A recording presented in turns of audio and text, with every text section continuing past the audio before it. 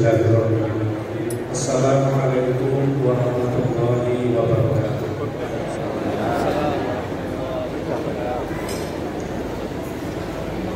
Assalamualaikum warahmatullahi wabarakatuh.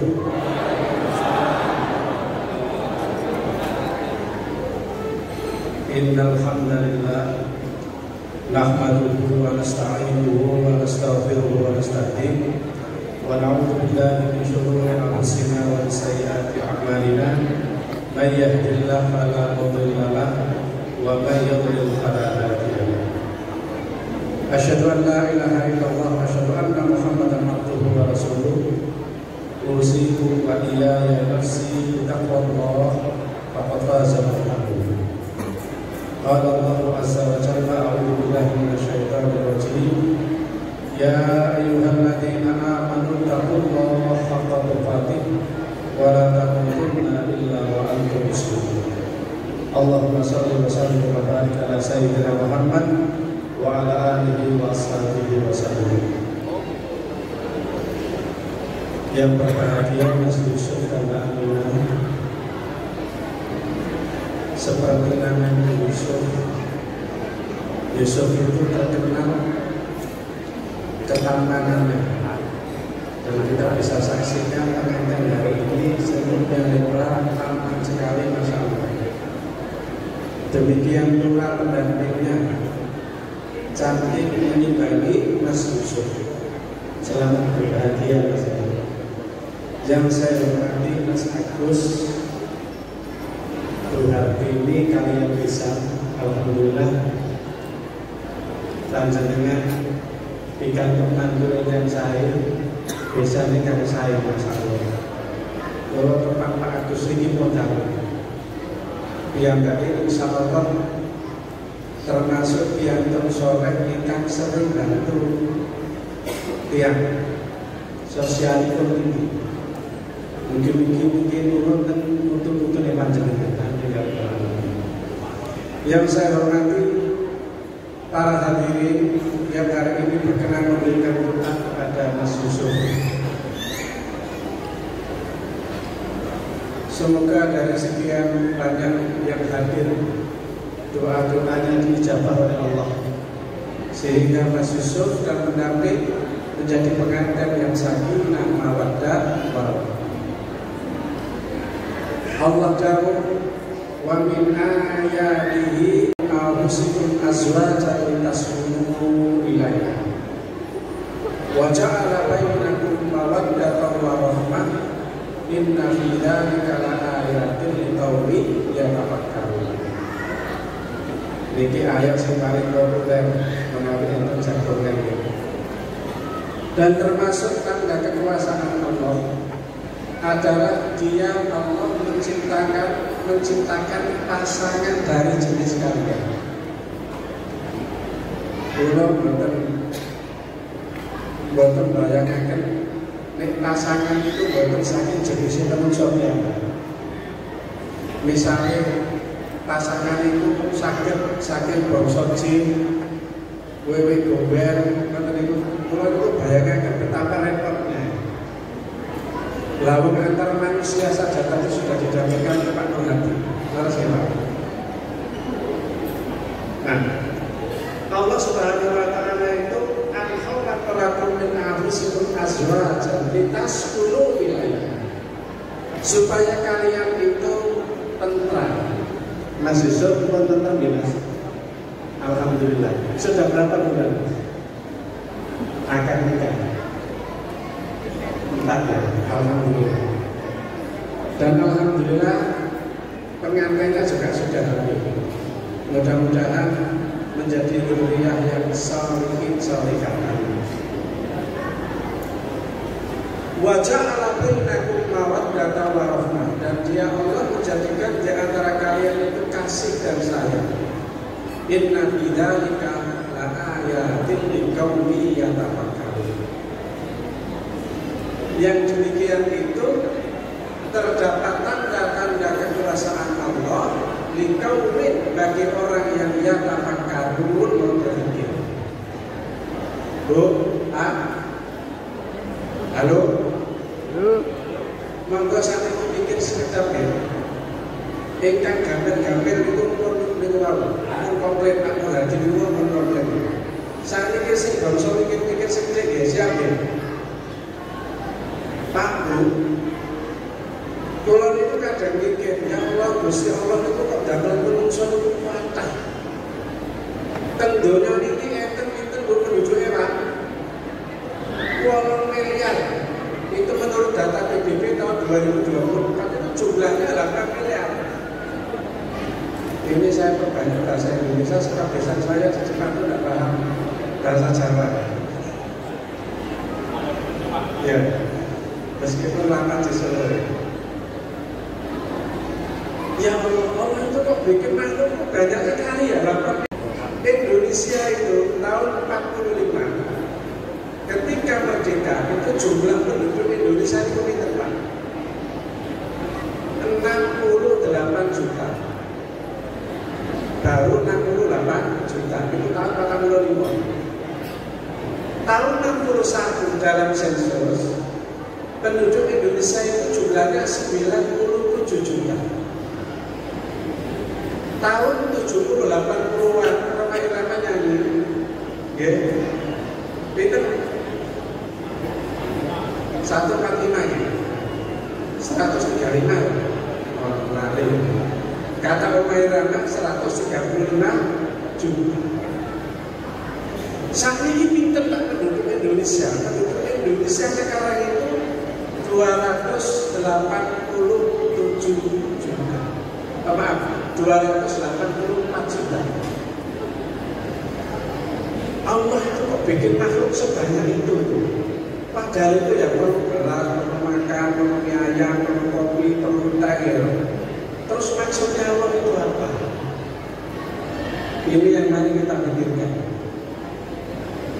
Ibu-ibu, bapak-bapak, di dalam Sahihul Qasas fil Quran, kitab yang menceritakan tentang kisah-kisah di dalam Al-Quran yang 1000 halaman lebih, kompilasi dari hadis-hadis kayak gitu ya. Di sana diceritakan dulu Allah menciptakan makhluk namanya manusia itu cuma satu, namanya Adam. Cuma sekunder untuk jaringan. Dari tanah liat, bukan dari air sperma, bukan dari nutfah, bukan dari pernikahan, tapi dari tanah. Diplek-plek kali Gusti Allah kados tembikar niku. Dawanipun niku 3 hasta. Gemeletak dereng nyomoni. Terus dipun sebut kali Gusti Allah. Disebut dari sini mana itu nek cara Jawane itu bon-bonan. Dari ujung sini ditiup sama Allah sampai di mata, sampai di hidung, sampai di leher, sampai di dada, di perut, di kaki. Duduk, kemudian pagi bersih. Beliau diajari ucapkan alhamdulillah. Nabi Adam yang mau ini ya kamu. Kemudian digosok oleh Allah Subhanahu wa Ta'ala, punggungnya itu keluar sinar banyak sekali. Nabi Adam itu tanya, ini siapa ya Allah? Itu anak cucumu besok. Insya Allah nanti termasuk anak cucunya Mas Yusuf. Ada di dalam sinar itu. Ada sinar yang terang, ini siapa? Itu Daud. Umurnya berapa? Umurnya 60 tahun. Umur saya berapa? Umurmu 1000 tahun ya Allah. Kalau gitu dibahkan umur saya untuk cucu saya 40 tahun. Maka Nabi Daud umurnya 100 tahun. Beliau berkelana hidup di jannah. Boten enten napa niku ngajul. Boten enten tandur. Boten enten geraji kayu. Boten enten nanam pohon pisang. Okay? Semua sudah tersedia. Apalagi pinjol beneran. Pinjol beneran. Masya Allah. Begitu nikmat. Tetapi ternyata di balik kenikmatan yang begitu hebat, ada satu kekurangan yang beliau rasa. Allah karena yang menciptakan manusia, beliau bisa membaca gestur dari si Nabi Adam. Maka kemudian ketika tidur, Allah Subhanahu wa Ta'ala mengambil tulang rusuk, jadilah makhluk namanya Hawa. Nabi Adam begitu melihat Hawa, Masya Allah, muncul ketertarikan, muncul rasa cenderung, lintas gunung ilahi. Kemudian singkat cerita, Nabi Adam itu diuji oleh Allah Subhanahu wa Ta'ala. Dilarang memakan pohon khuldi, tetapi dimakan. Akhirnya diusir ya kemana bro? Ke dunia. Nah jadi itu bapak-bapak yang dirahmati Allah Subhanahu wa Ta'ala. Ketika Nabi Musa itu komplain kepada Nabi Adam, Nabi Adam, ya gara-gara kamu ini, kami, cucu-cucuku ini terlantar di dunia. Mikir makan, siang, malam, kerja, pokoknya nggak enak. Ini gara-gara kamu. Apa jawaban Nabi Adam? Wahai Musa, kenapa engkau menyalahkan sesuatu yang sudah ditakdirkan oleh Allah? Jadi turunnya Nabi Adam, turunnya Ibunda Hawa ke dunia itu memang bagian dari skenario-nya Allah. Mula Allah nanti takut menjadi malaikat, inni ja'ilun fil ardi khalifah. Wa idh qala rabbuka lil malaikati inni ja'ilun fil ardi khalifah. Ingatlah ketika Allah itu berkata kepada malaikatnya, saya ini ja'ilun, akan menjadikan manusia itu khalifah, orang yang mengelola bumi. Jadi saat ini Allah pun damel langit kali bumi. Lah terus sing ngelola itu tegene swarga lan bumi pun ngelola. Kan itu masalah. Maka masyaallah muslimin, inna fi dzalika la ayatin liqaumin yatafakkarun. Inna fi dzalika la ayatin liqaumin yatafakkarun.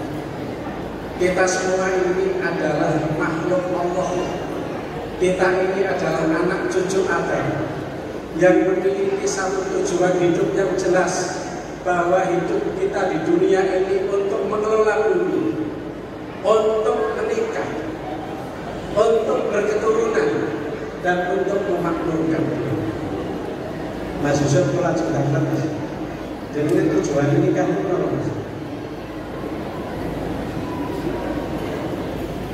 pinter, ingin lulusan atau anak yang ini.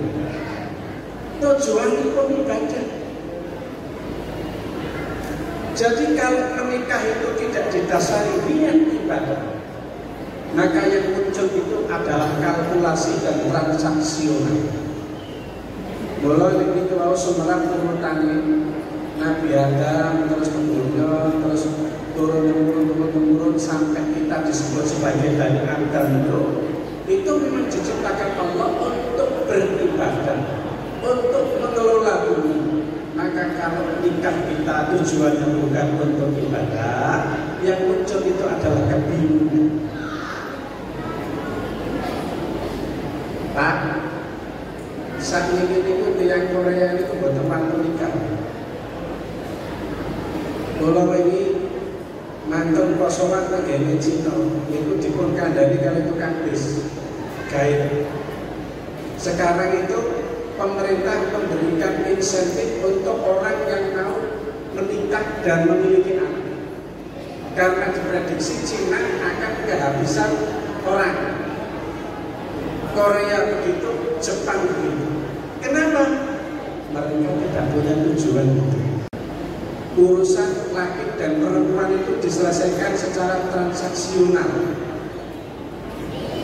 Di dalam pernikahan itu, Mas Yusuf, kalau isinya itu adalah transaksional. Aku menikah karena dia cantik, aku menikah karena dia kaya, aku menikah karena dia anaknya pejabat orang hebat, maka siap-siaplah kecewa. Karena di atas langit ada langit. panjenengan ayune kaya napa bojone begitu berangkat umroh haji bertemu dengan ratusan jenis ras dan manusia di sana, ternyata Masya Allah yang di rumah tidak ada apa-apa. Kalau kita pergi ke mana lagi melihat, ternyata di sana ada orang pangkatnya tinggi sekali, melebihi keluarga besar kita, maka kita akan kecewa di sini. Tapi kalau kita niatkan untuk ibadah, semuanya itu bernilai pahala. Kenapa? Karena yang kita tuju itu Allah. Ini kalau saya Ustaz Nur Hadi Kerokan ini aku berdadak di kementerian ini ngopo to, kan kowe sing jenazah bapak ibu ibadah. Aku berdadak gawe teh ya ibadah. Senajan pasangan itu nganyelke, tapi kalau dilihat ibadah, insya Allah semuanya itu mendapatkan pahala dari Allah. Maka di dalam pernikahan itu kuncinya itu hanya satu, saling memaafkan, saling memahami, saling ridho. Lalu satu batu besar berarti. Bapak-bapak ibu, kulon itu kaget Pak.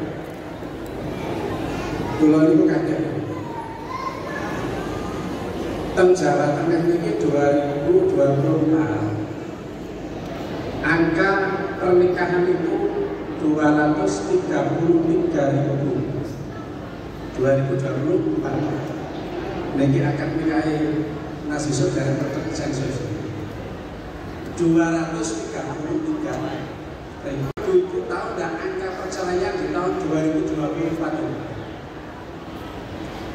67.000. 67.000 angka perceraian.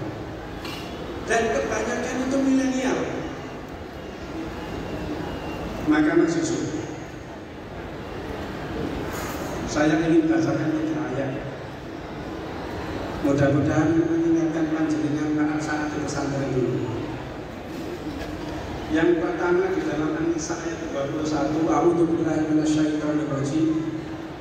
Wa kaifa ta'budunahu wa qad afdha ba'dukum ila ba'din wa akhadna minkum mitsaqan ghalidha. Bagaimana engkau akan mengambilnya kembali, mengambil mahar kembali, sementara antar kalian sudah bercampur dan wanita-wanita kalian sudah mengambil darimu mitsaqan ghalidha, perjanjian yang agung. Al-Quran menyebut pernikahan itu sebagai mitsaqan ghalidha, perjanjian yang agung. Dan itu hanya ada 3 di dalam ayat Al-Quran. Nanti saya bacakan semuanya. Jadi pernikahan ini bukan sesuatu yang dibuat main-main. Pernikahan ini adalah mitsaqan ghalidha, perjanjian yang agung.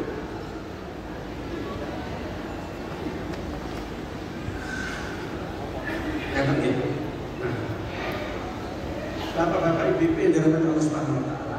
Ayat ini itu bercerita satu kondisi di mana orang Arab itu punya budaya.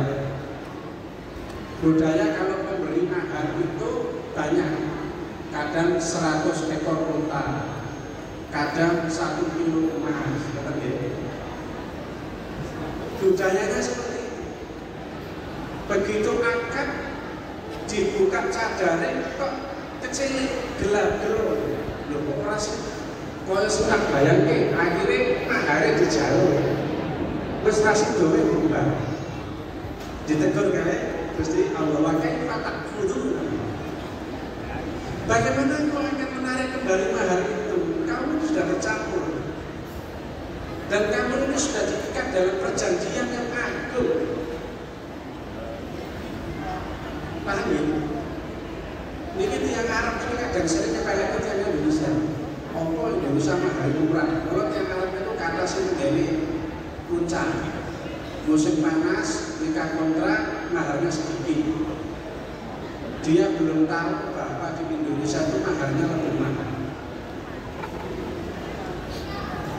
Seperangkat alat sholat masjid ini pun miliar-miliar.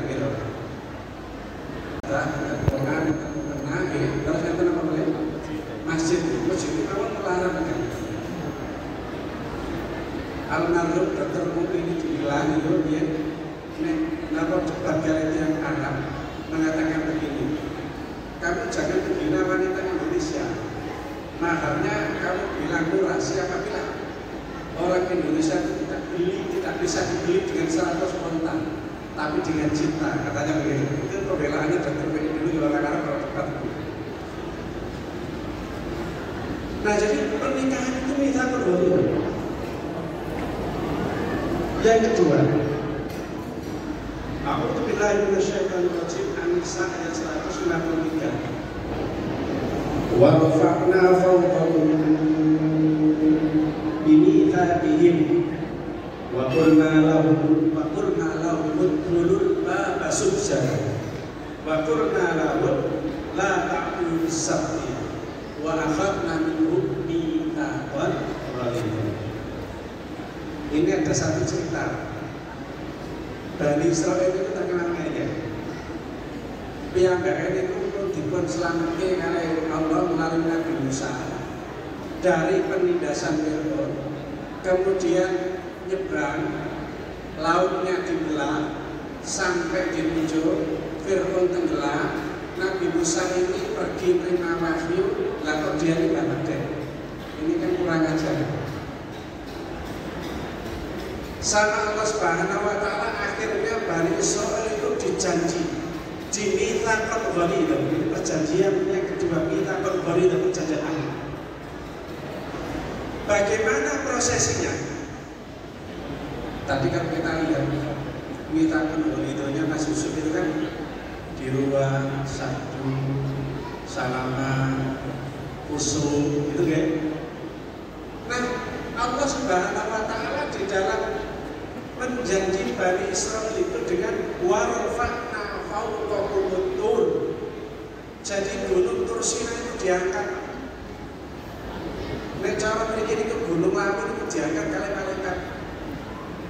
Kowe gelem apa ora? Manut apa ora?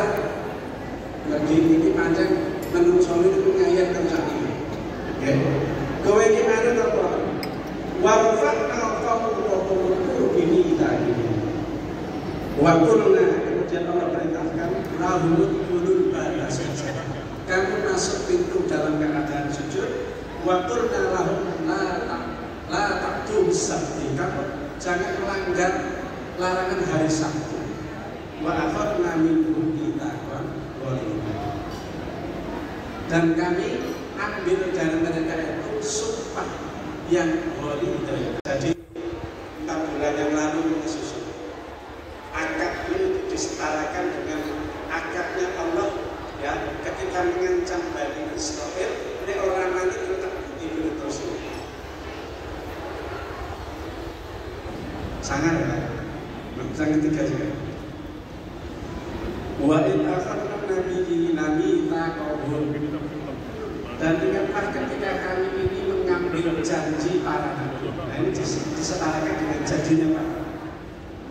Wa minka, dan dari wahai Muhammad, wa min Nuhi wa Ibrahim wa Musa wa Isa bin Maryam, dan juga janji yang kami ambil dari Nuh, dari Ibrahim, dari Musa, dari Isa bin Maryam,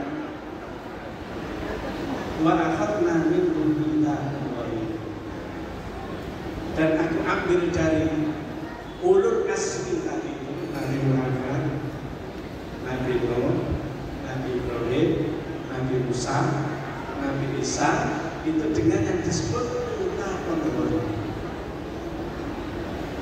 Coba bapak-bapak, ibu-ibu kita nanya, akad nikah itu disetarakan, disamakan dengan mitsaqan ghalidhanya para nabi. Para nabi ulul azmi, bahwa mereka itu dibaiat oleh Allah, dijanji setia supaya mereka ini siap memegang bara api. Para nabi itu Mas Yusuf ibunya itu bukan bara api, betul ya? Nama pun itu Yusuf itu juga dulu pernah dicemplungkan dalam sumur, betul ya? Pernah di penjara berapa tahun di Mesir, sampai akhirnya Allah muliakan menjadi menteri perbendaharaan negara, betul ya? Itulah Nabi. Dan untuk menjadi Nabi itu dijanji setia dengan mitsaqul ghalidh. Nabi Nuh dicemooh, Nabi Nuh itu dicemooh oleh kaumnya sampai Allah marah, semuanya dilaknat, dibikin banjir bandang, yang selamat hanya Nabi Nuh dan kaumnya. Nabi Ibrahim itu karena memegang bara api, memegang Islam, sampai oleh Allah Subhanahu wa Ta'ala diuji, dibakar oleh kaumnya, diusir oleh Raja Namrud. Nabi Musa kita tahu sampai harus angon pedus 10 tahun, yang pada waktu itu mendapatkan bonus istri juga, dan kemudian balik lagi ke Mesir. Di Mesir apa yang dilakukan? Berdakwah, dikejar-kejar oleh Fir'aun. Nabi Isa juga demikian, dijanji setia untuk siap memegang resiko apapun di dalam mitsaqul ghalidh itu. Kemudian beliau diusir oleh kaumnya, mau dibunuh oleh namanya Bani Israil, tapi di dalam Al-Quran disebut beliau diselamatkan. Nabi Muhammad orang yang sangat dikasihi oleh kaumnya, yang berjuluk Al-Amin, pada akhirnya diusir oleh kaumnya sehingga beliau berhijrah dari Mekah ke Madinah. Jadi pernikahan itu bapak-bapak ibu-ibu ya, itu disetarakan dengan perjanjian agung yang ada di dalam Al-Quran, di dalam 3 ayat. Satu untuk mengancam Bani Israil, satu untuk menjanji kesetiaannya para nabi di dalam pernikahan. Maka saya sarankan pada semua Mas Yusuf, jadilah laki-laki yang memegang Yusuf. Apapun onak dan duri yang akan kau lakukan, apapun yang terjadi ke depan, niatkanlah mahligai keluargamu itu untuk ibadah, karena di situ akan ada ma'iyatullah atau kebersamaan. Kepada istrinya Mas Yusuf, Mbak Aminah, kata kuncinya patuh taat pada suami. Artinya patuh taat pada suami. Ibadah yang hebat itu bukan tahajud semalam sempat, tapi ketaatan kepada suami. Insya Allah kalau semua dibangun berdasarkan niat itu, hidup itu nanti akan dibersamai oleh Allah Subhanahu wa Ta'ala. Tapi kalau hidup itu yang ada di pikiran kita itu adalah kalkulasi bisnis, untung rugi, ya itu nanti akan jadi masalah besar. Karena yang ada adalah ketidakpuasan, ketidaksyukuran, dan Allah tidak akan membantu. Kalau ada masalah, jangan update status di Facebook, jangan update status di media sosial, tetapi update status di malam hari kepada Allah Subhanahu wa Ta'ala. Mengoreksi apa kira-kira syariat Allah yang aku lakukan, apa kira-kira nilai-nilai Islam yang tidak aku tunaikan sehingga membuat hubungan kami renggang. Pasti ada seperti itu. Itu banyak diceritakan di dalam kitab. Ada satu buku yang pernah saya baca, saya lupa judulnya, buku berbahasa Arab. Di situ menceritakan tentang kisah para sahabat. Ada satu bab bahwa ketika saya ada masalah dengan keluarga, itu mesti berpengaruh pada kuda tunggangan saya. Jadi mungkin kira-kira mobil itu mogok, mogok diserang mogok pada mobil Anda, itu perlu dikoreksi. Adakah hak dan kewajiban yang belum aku tunaikan untuk keluarga? Bahkan ada cerita menarik, seorang suami istri bertengkar, tapi sebab dua-duanya ini orang pengajian. Ketika bertengkar itu, yang laki-laki itu bukan lari ke Facebook, bukan lari ke sosial media, tetapi larinya ke masjid. Istrinya juga begitu, segera menangis mengambil sejadah sholat, bikin hitam. tapi suaminya yang di masjid. Apa yang terjadi? Beliau ini minta doa sama Allah tapi gelisah hatinya. Kemudian pulang tahu-tahu merangkul istrinya. Apa kata istrinya? Mas, semenjak kau keluar rumah tadi, terus terang saya itu merasa bersalah, saya yang salah, Mas. Dan saya memohon kepada Allah, ya Allah segera balikan suami, segera balikan suami. Apa yang terjadi? Kegelisahan suaminya di masjid untuk segera pulang ternyata adalah doa atau ijabah dari doa istri. Maka kata kuncinya itu adalah memaafkan. Meskipun tidak salah, ada hal sedikit dalam ngapura, aku sejarah tidak. Demikian pula juga istri, Mas aku sejarah aku jalur ngapura. Sengaja sejarah itu jadi ujung-ujung. Dan kuncinya itu aja. Demikian yang bisa saya sampaikan. Moga-moga bermanfaat buat pengantin dan kita semuanya. Dan semoga Mas Yusuf dan Mbak Aminah diberi Allah Subhanahu wa Ta'ala kebahagiaan dunia dan akhirat. Pernikahan itu ibadah yang paling panjang. Pernikahan itu ibadah yang paling panjang. Pak Haji ini tiap bulan berangkat ke Mekah, membawa jamaah umroh. Mungkin cita-citanya meninggal di Madinah, meninggal saat wafat, meninggal saat sujud, begitu ya. Betul, ada yang punya cita-cita begitu. Tapi ternyata Rasulullah SAW itu meninggalnya bukan saat tawaf, bukan saat haji, bukan saat sujud, bukan saat khutbah, tapi meninggalnya di pangkuan istri. Karena istri itu akan dibawa dunia dan akhirat. Maka kalau Pak Haji bercita-cita meninggal di pangkuan istri, gitu ya, seperti Rasulullah Shallallahu Alaihi Wasallam.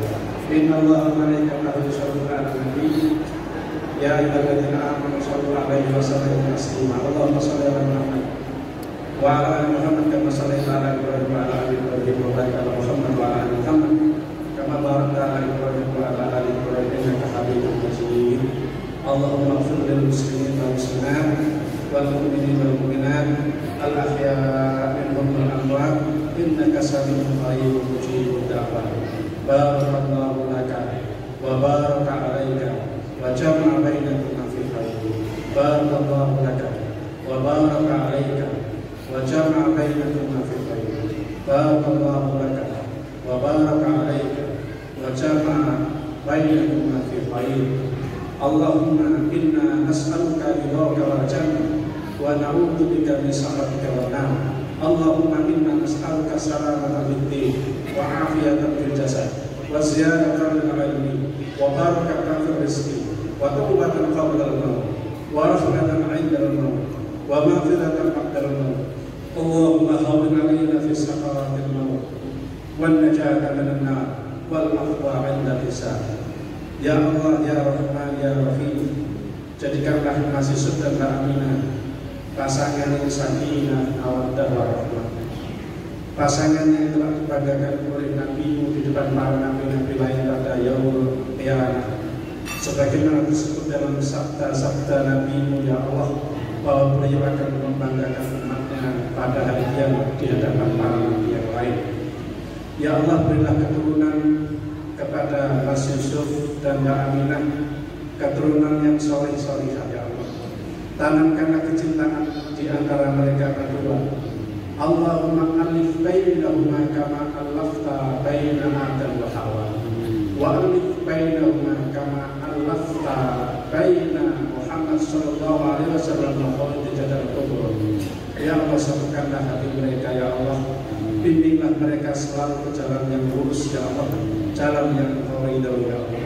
Jadikanlah anak turunnya orang-orang yang menegakkan sholat, ya Allah, orang-orang yang menegakkan sholat, ya Allah, sebagaimana doa yang diminta oleh Nabi Ibrahim kepada anak cucunya, ya Allah. Jadikanlah anak cucunya orang-orang yang mengabdi kepada-Mu, ya Allah, yang sujud dan rukuk kepada-Mu, ya Allah, yang mengerti hak-hak-Mu, ya Allah, yang mengerti kewajiban-kewajibannya terhadap-Mu, ya Allah. Jadikanlah mereka orang-orang yang menegakkan agama, ya Allah. Rabbana zalamna anfusana wa illam taghfir lana wa tarhamna lanakunanna minal khasirin. Rabbana atina fid dunya hasanah wa fil akhirati hasanah wa qina adzabannar. Wa sallallahu ala Muhammad wa ala alihi wa sahbihi wasallam. Mohon maaf atas segala